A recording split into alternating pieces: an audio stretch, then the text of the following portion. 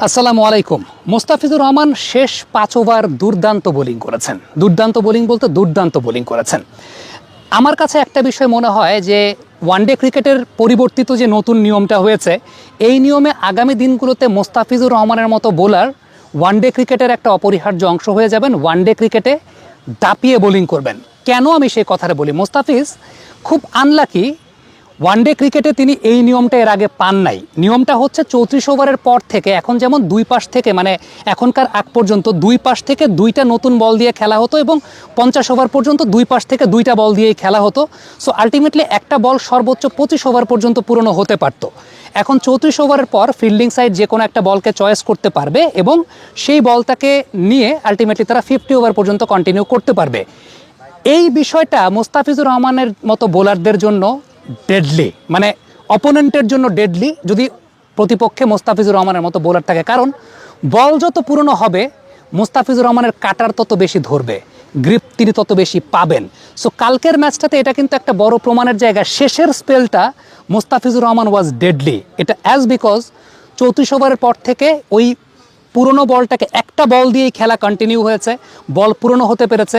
So ultimately মোস্তাফিজের যে skill set, আপনি যদি চিন্তা করেন টি-20তে মোস্তাফিজ 16 থেকে 20 নম্বর ওভারে কেন ভয়ঙ্কর, কারণটা হচ্ছে টি-20 ক্রিকেটে এমনিই বল ব্যাটসম্যান মনে করেন যে নারিকেলের ছোবরার মতো বানিয়ে ফেলে। দ্বিতীয়ত 16 ওভারের পুরনো বল মানে 16 ওভারেরই পুরনো বল।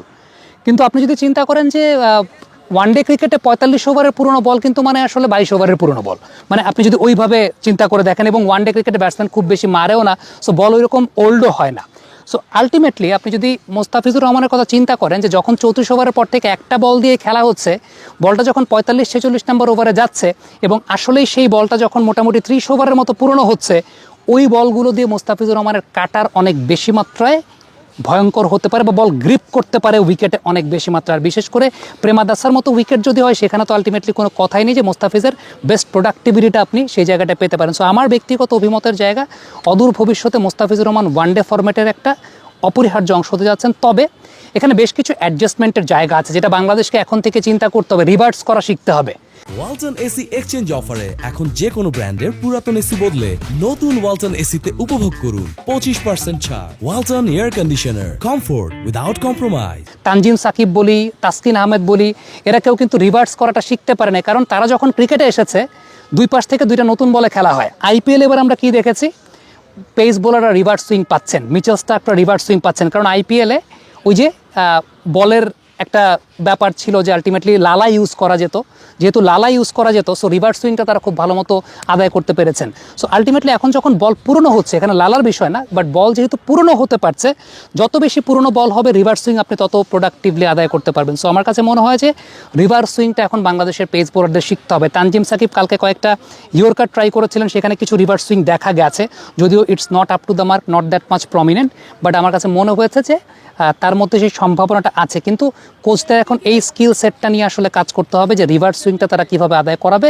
তবে এটুকু বলতে পারি যে মোস্তাফিজুর রহমান ওয়ানডে ক্রিকেটের সামনের দিনগুলোতে প্রমিনেন্ট বোলার হতে যাচ্ছেন, বিকজ এটা একটা অ্যাডভান্টেজ। সেই সঙ্গে সঙ্গে অ্যাডজাস্টমেন্টটা আমার কাছে মনে হয় বোলারদের, স্পিন বোলারদেরও করতে হবে, কারণ বল পুরনো হলে তাদের জন্য সুবিধা এবং তাদেরকে সুবিধা দেওয়ার জন্যই আসলে করা হয়েছে। আর মোস্তাফিজকে যদি আমরা বলি, তিনি আসলে একটু জোরে বল করা স্পিনার, তাই মানে তাকে আসলে পেস বোলার কেউ বলে না, তাকে বলে মুতাইয়া মুরলী ধরনের একটু জোরে বল করা ভার্সন। সো আলটিমেটলি বল যত পুরনো হবে বেস্ট পসিবল আউটপুটটাও তিনি আদায় করতে পারবেন এবং ওয়ানডে ক্রিকেটে he is going to be prominent. মন্তব্য মতামত জানতে চাই কমেন্ট বক্সে।